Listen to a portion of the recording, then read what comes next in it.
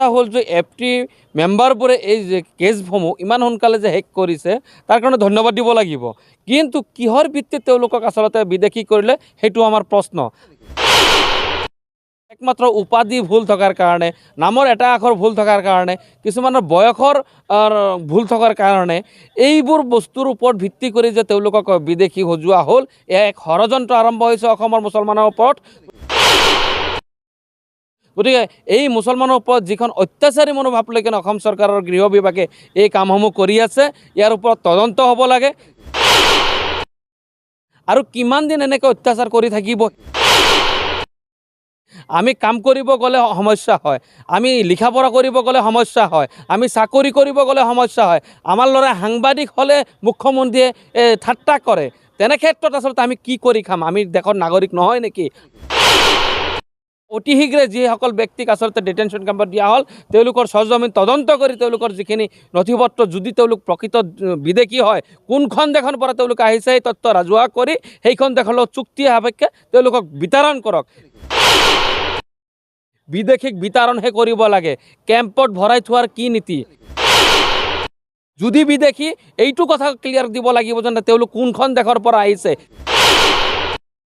চৰকাৰক আহ্বান জানাইছোঁ, এসপ্তাহৰ ভিতৰত এই ডিটেনশ্যন কেম্পত প্ৰেৰণ কৰা ব্যক্তিসকলক যদি তেওঁলোকে ঘূৰাই নানে, তেতিয়াহ'লে কিন্তু অসমৰ পৰিস্থিতি আৰু ভয়াৱহ হ'ব। আৰু পঠাব বা পঠাই আছে, কিন্তু আজিলৈকে কেইজন ডিটেনশ্যন কেম্পত থকা সন্দেহযুক্ত এই বিদেশীক বিতৰণ কৰিব পাৰিছে সেই তথ্যটো ৰাজহুৱা কৰক।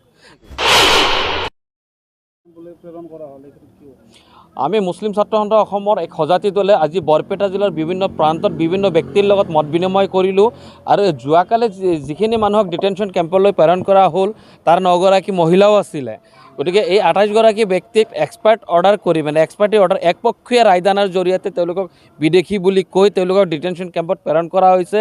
আৰু তেওঁলোকক আচলতে 2019ত এই গোচৰসমূহ আচলতে ৰুজু হৈছিলে, মেক্সিমাম গোচৰ। যিখিনি নটিছ প্ৰেৰণ কৰা হৈছিলে, কিছুমানে নটিছ পাইছিলে, কিছুমানে পোৱা নাই।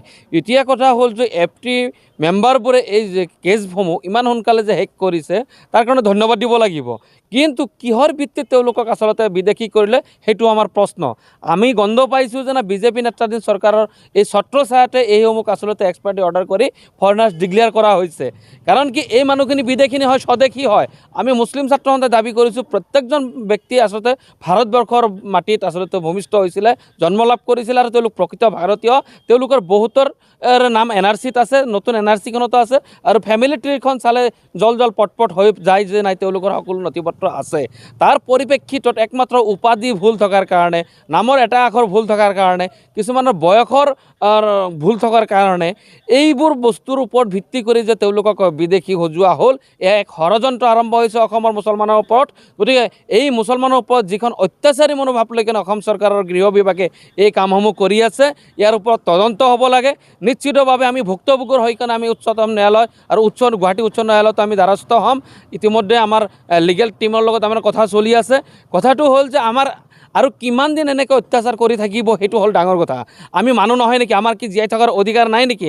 আমি কাম কৰিব গ'লে সমস্যা হয়, আমি লিখা পঢ়া কৰিব গ'লে সমস্যা হয়, আমি চাকৰি কৰিব গ'লে সমস্যা হয়, আমাৰ ল'ৰা সাংবাদিক হ'লে মুখ্যমন্ত্ৰীয়ে ঠাট্টা কৰে। তেনে ক্ষেত্ৰত আচলতে আমি কি কৰি খাম? আমি দেশৰ নাগৰিক নহয় নেকি? আমাৰ প্ৰশ্ন।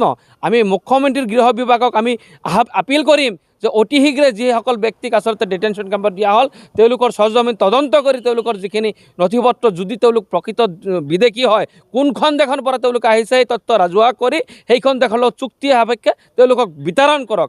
বিদেশীক বিতৰণহে কৰিব লাগে, কেম্পত ভৰাই থোৱাৰ কি নীতি?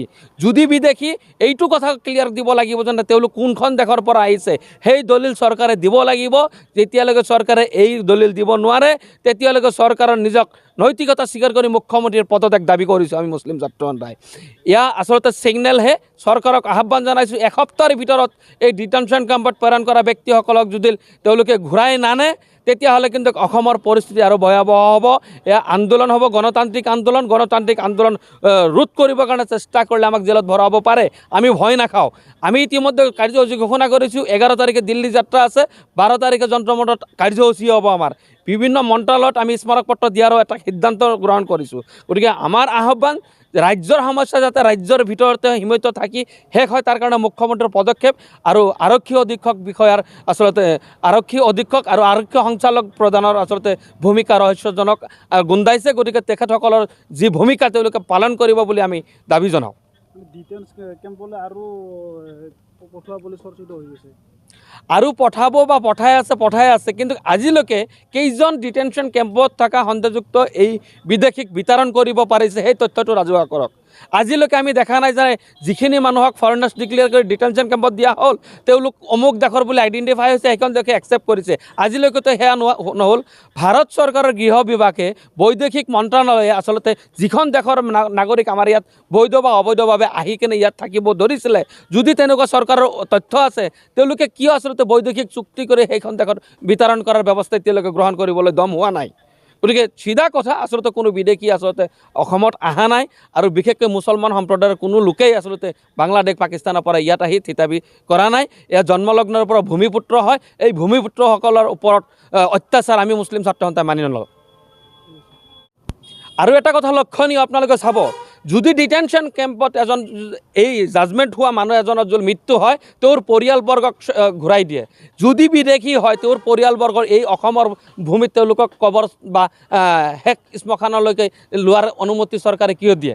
চৰকাৰে কিয় পৰিয়ালবৰ্গক সেই ডেড বডি ঘূৰাই দিয়ে? এই দেশত এইটোৰ পৰা স্পষ্ট যেন আচলতে সেইজন মানুহ স্বদেশীয়েই আছিলে। স্বদেশী কাৰণে স্বদেশীৰ হাতত গতাই দিয়ে আৰু যেতিয়ালৈকে গতাই নিদিয়ে তেতিয়ালৈকে প্ৰশাসনে কিন্তু হাত ভৰি ধৰিবৰ কাৰণে বাধ্য হয়। এয়া স্পষ্ট আচলতে এক ষড়যন্ত্ৰ, বৰ্ডাৰ ব্ৰাঞ্চৰ এক ষড়যন্ত্ৰ আৰু ৰাজনৈতিক ষড়যন্ত্ৰৰ বলি হৈছে অসমৰ মুছলমান। এইসকলক আচলতে ইয়াৰ পৰা পৰিত্ৰাণ ল'বলৈ আচলতে মুছলিম ছাত্ৰ সন্থাই গণতান্ত্ৰিক আন্দোলন কাৰ্যসূচী গ্ৰহণ কৰিব।